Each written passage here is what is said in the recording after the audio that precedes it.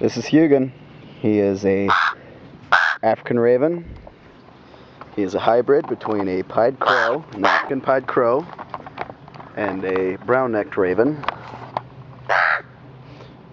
Currently 8 weeks old.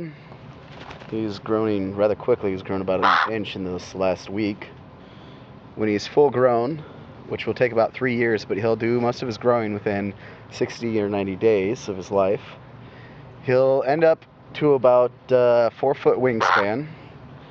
In the wild, they live up to about 16, 20 years, something like that. But in captivity, ravens can live up to about 50 or 60 years. Now, African ravens are the smartest birds in the world, or so many say. In a lot of my research, that is what I've been told. Slightly smarter than African greys. They do have a very wide vocal range. You can teach them how to talk. They have about 90 distinct calls that they use in the wild.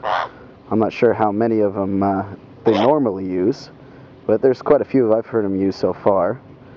There's a rather interesting one where other crows are around. They'll give off a warning sign, a warning call to them.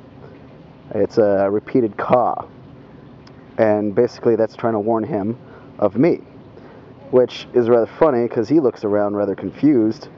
At first he'll kind of duck his head down like there's some sort of threat or danger, and then he pops his head back up and looks around trying to figure out what the hell they're talking about.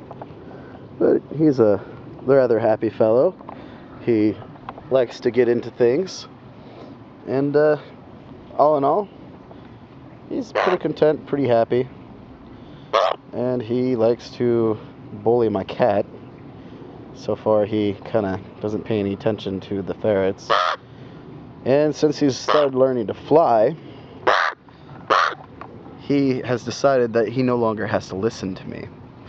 So when he's on his perch, I'll call to him, he'll fly over to me, but when I want him to stay on the perch, he decides he doesn't have to listen, and he comes and he goes as he pleases, which is something he needs to learn.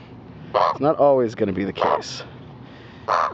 So for the time being, he's been staying in my room, which he is quite a messy eater, but in this next couple of weeks he's going to be spending more and more time, I should get him centered there, he's going to be spending more and more time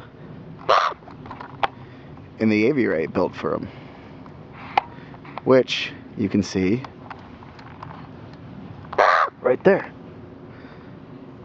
It's a rather large aviary I built, hooked up to my window. There's a window in the aviary that opens up, and then I can open up my window, and from there he can fly in or not if he chooses to, which most likely, since he's intensely bonded to me in such a short amount of time, he's definitely going to want to come in whenever I open it up.